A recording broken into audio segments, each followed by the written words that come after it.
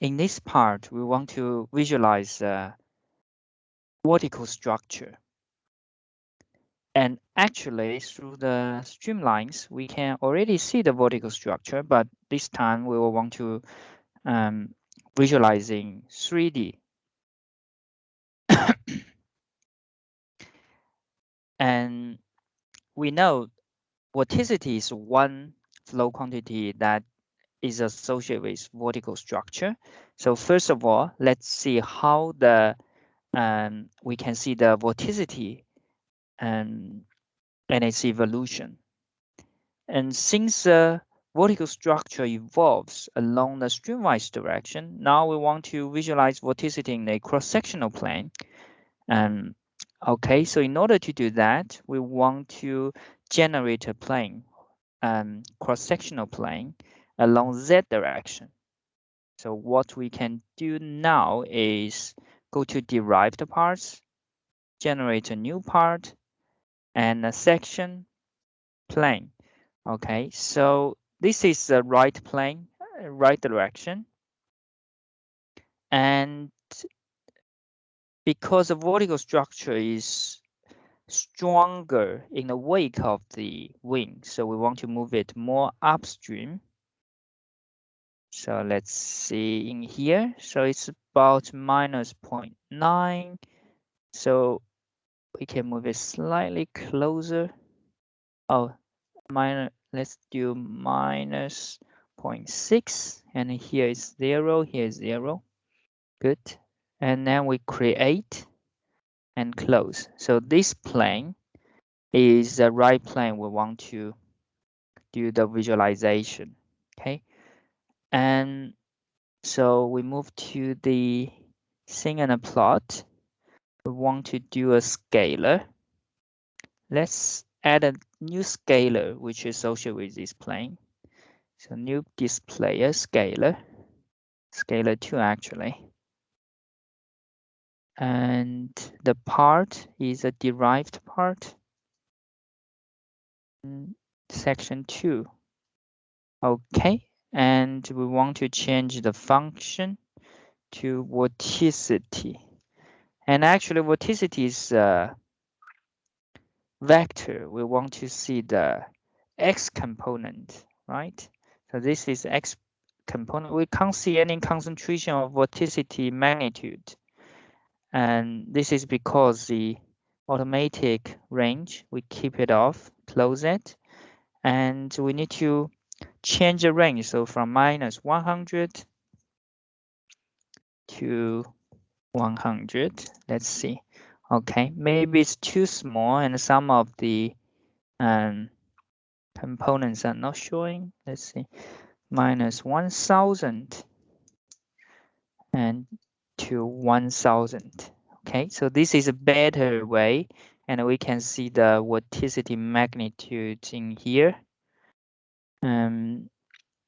Actually x component, and also we can see the flow separation, separated vortex produced, and also we can see the what is this in here. Okay, so this is a way we can visualize the vortex through vorticity component. And if you want to see the evolution of this vortex magnitudes, you can generate different planes at different streamwise locations and plot them side by side. Then you can see the evolution of the vortex magnitude actually. And so this is one visualization through vorticity magnitude or x component. And next, we want to see how to visualize vertical structures in 3D. That's through isosurface. And in order to do that, let me delete this visualization first, and that will give us more space, and delete it. Okay, so now we want to visualize isosurface, which can be treated as a vertical structure, and still derived parts, right click, new part, and we can choose isosurface. And in here, the region is correct. We don't need to change. And scalar, we want to, there is a very established quantity called lambda 2 criterion. And you may wonder how it's calculated. There is a solution, there is an equation for this, but I'm not introducing it in here. So we create and close. So the isosurface is this one. Yeah, so you can see it's lambda 2. This is what I did just now, but I can delete it. So this is the one we just created. And you can see it's a bit messy now. And we can, because the magnitude is not correct, we can gradually increase this lambda 2 magnitude. And you can see it's more concentrated. The larger the magnitude indicates a stronger vortex, and it's really a trial and error procedure. 100. Okay, so it's a larger scale. So let's do 500.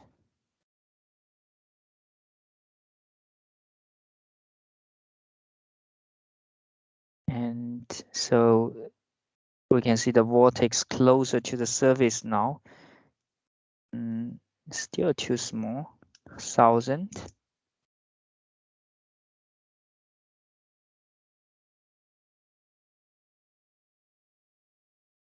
Okay, I think we need to increase the magnitude still further. 5000. Let's see.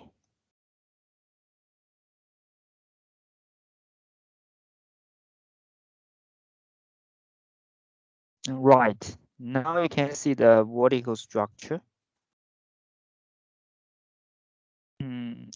So there are vortices along the rib and also the outside part of the wing. And also some of the vortex filaments in the wake. And 8000, 7000. Let's change the value a little bit, increase a little bit.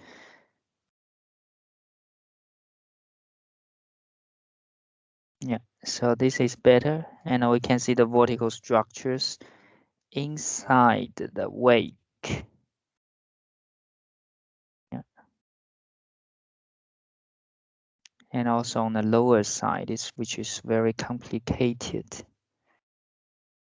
This is a vertical structure.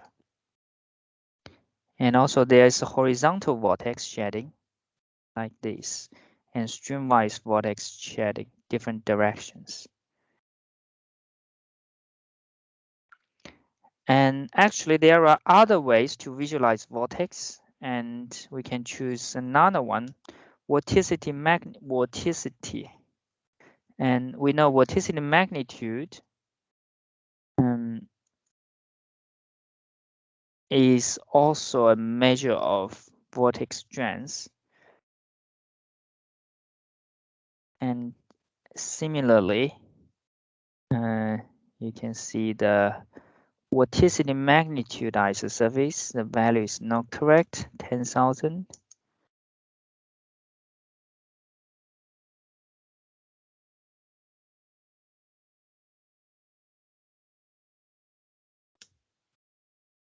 Maybe it's too large. Let's say 100.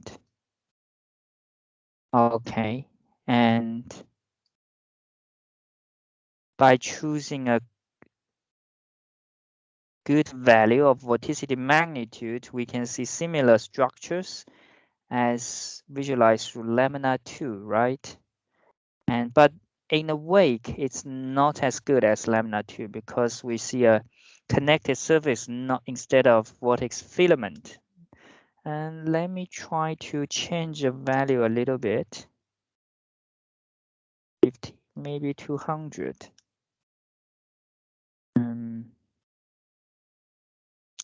But anyway, I don't think we can separate the big piece into filaments by using vorticity. So by comparing vorticity and the lambda 2 is a good representation of vortex.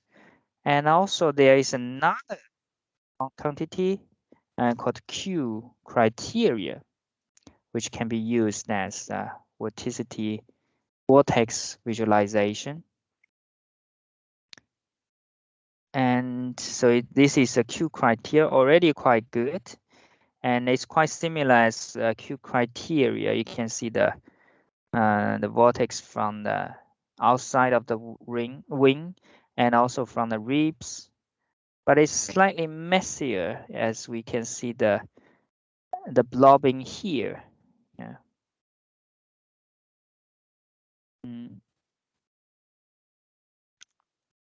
And still we can see the vortex filament within the wake. Okay, so we can also try to change the value a little bit. Let's say 400. So we try to see the core of the vortex. And yeah, it helps a little bit. Okay. Good. So this is a Q-criteria isosurface, another measure of vortex magnitude. And so in this part and the final part, we try to visualize the vortical structures and through vorticity in different planes, and also through the isosurface of Q criteria, lambda 2, and the vorticity magnitude. And by comparing that three quantities, and we conclude lambda 2 is perhaps the best solution for this visualization purpose.